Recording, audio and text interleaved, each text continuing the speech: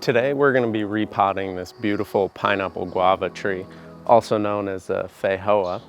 And this is one of my favorite new trees. It's got these really dark green leaves on one side and then this silvery green, beautiful underside. And you kind of get a little bit of both on here.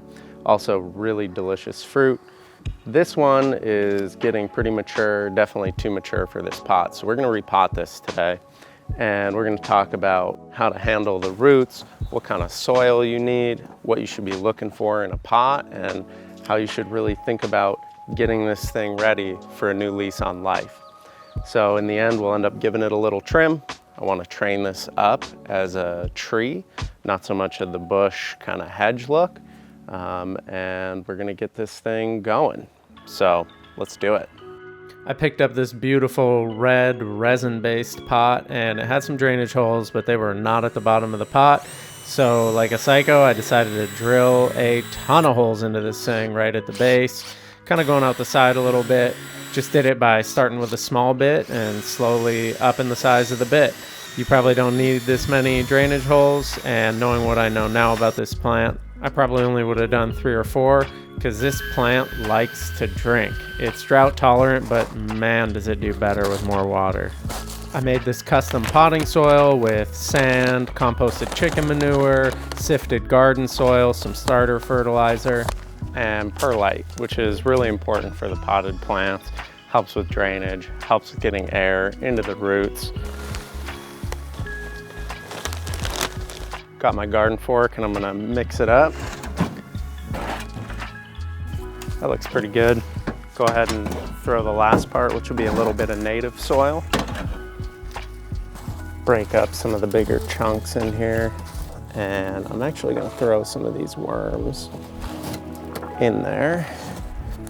Worms are always a good sign that there's some life in the soil.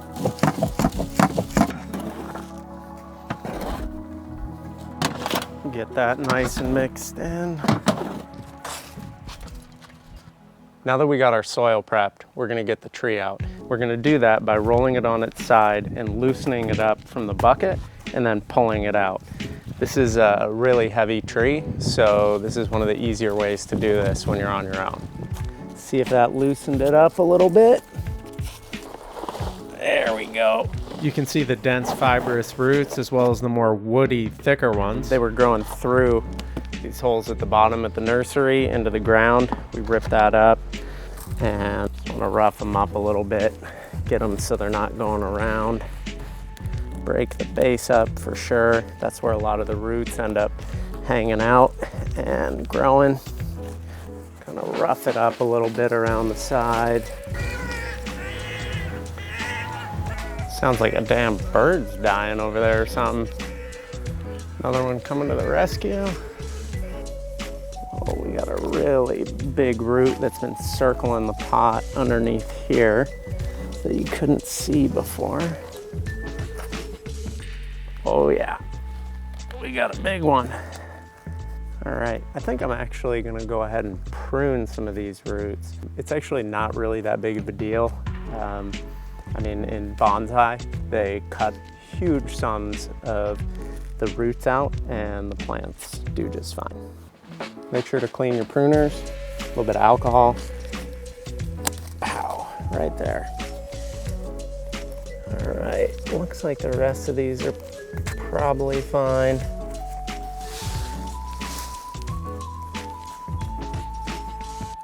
All right, now that we got this all done, we're gonna go ahead and pot it.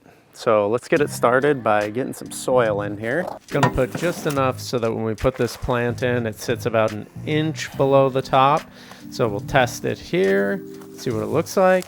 Have just a little too much. So yeah, we're gonna take a little bit of this out. Let's give it another shot. Whoa. Looks like it is maybe just a hair above the top of the lip. This should work. We will move it around, let it kind of settle. All right, looks good. It's just barely below the top here, which will make sure that you can water it The water will stay in, but we've maximized the space at the bottom of the pot, and that'll give it a little extra room to grow.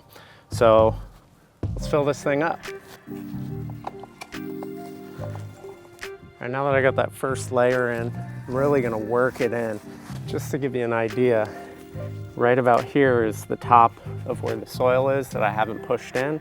And now when I pack it, it goes all the way down there.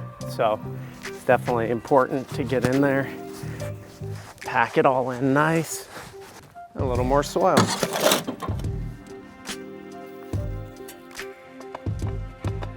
Pack it in again. We're gonna give it a little prune. So right now it's sitting more like a bush, but it's got a beautiful multi-trunk structure that we're gonna try to promote. Eventually lift this up. I'll have a beautiful canopy, provide a little shade once I plant it over there on the hill in the future. And yeah. Gonna end up composting all of this. And the last thing we're gonna do is add some soil acidifier. And we're gonna do that because this plant in particular appreciates a little more acidic soil. Put that just right over the top of the soil. This is gonna allow it to seep in over time. We're just gonna work some of that in and be prepared. This stuff really smells, so just keep that in mind. We're gonna water it all in. Now you wanna make sure that you don't just blast it with water or a bunch of the soil is gonna come out. You wanna give it a nice even soak, really gently on a very light amount of pressure, something like that. And let it soak in, give it a little more water and continue the process. So let's get it going. Get good coverage, give it some time and keep going. That is it for the pineapple guava. It's repotted in the perfect spot. Super excited about seeing this thing grow and getting some fresh fruit off here. It's gonna be delicious. It's hanging out next to its younger sibling I got over here, and those two are really gonna enjoy this side of the house and hopefully give us some fruit that we can enjoy too. Gonna be doing a ton of projects like this summer, so stay tuned, check it out. And till the next one, I'll see ya.